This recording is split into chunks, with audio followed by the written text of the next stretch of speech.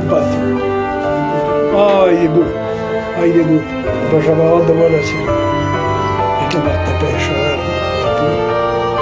C'est une histoire que j'ai écrite pour que les mamans ou les papas, peut-être, donnent, en la racontant, une espèce de petit massage dans la main.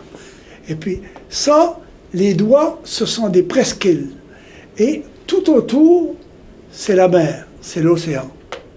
Alors, son destin, c'est d'être un pêcheur. Alors, il va quitter sa mère un bon jour pour aller gagner sa vie. Mais il n'a pas de bateau. Sa mère lui recommande d'aller dans chaque presqu'île au bout où il y a quelqu'un qui va l'aider. Alors, le premier bonhomme, il va décider d'y construire un bateau.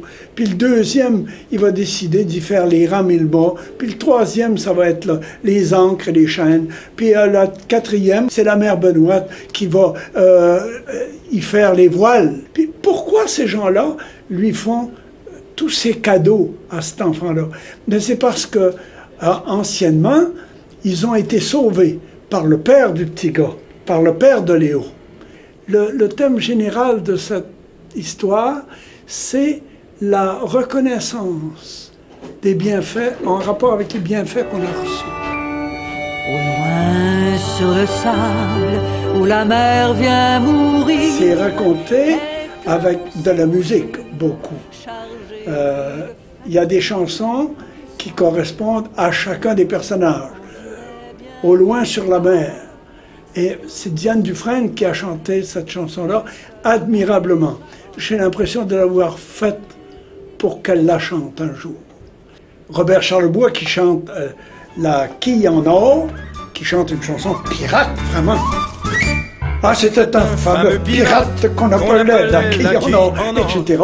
Il la chante mieux pas. Et puis, il y a une chanson qui est la chanson de la mère Benoît, qui est chantée, je crois, par Clémence. Clémence Desrochers, bien sûr. Alors, imaginez un disque qui comporte Fred Pellerin, Diane Dufresne, Pierre Flynn, Claude Gauthier, Clémence Desrochers, Robert Charlebois, Edith Butler et Jessica Villon. Ça commence à faire beaucoup de talent pour interpréter les chansons en question. Il était une fois un petit garçon qui s'appelait Léo et qui vivait dans une vieille maison située derrière deux collines entre lesquelles un chemin menait vers la mer. Sa maison avait nom le quai qui part. Léo vivait seul avec sa mère parce que son père, qui avait toujours été pêcheur, s'était perdu en mer alors que le garçonnet avait 3 ans. C'est Madame Pascale Bussière qui raconte l'histoire. Cette fois-ci, on a choisi d'avoir une voix de femme qui raconte l'histoire de Léo qui s'en va. Le petit Léo qui s'en va, qu'elle a peur de voir s'éloigner d'elle, tout seul comme ça, et qui la laisse toute seule, elle, à son tour. Alors, raconté par Madame Pascale Bussière, c'est autre chose. C'est un autre angle d'histoire. La première fois que je suis allé à la pêche, j'avais 4 ans. Mon père m'avait emmené. J'ai pris une morue qui pesait plus que moi. Alors, c'est mon père qui l'a montée. Elle pesait 82 livres.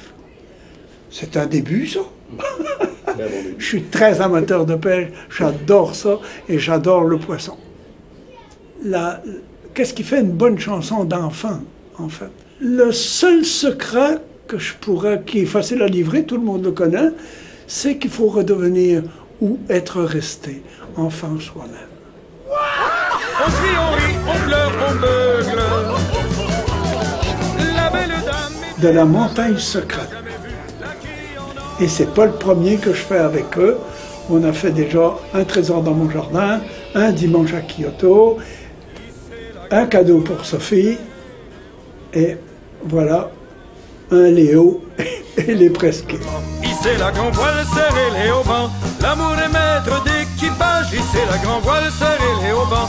L'amour est au commandement.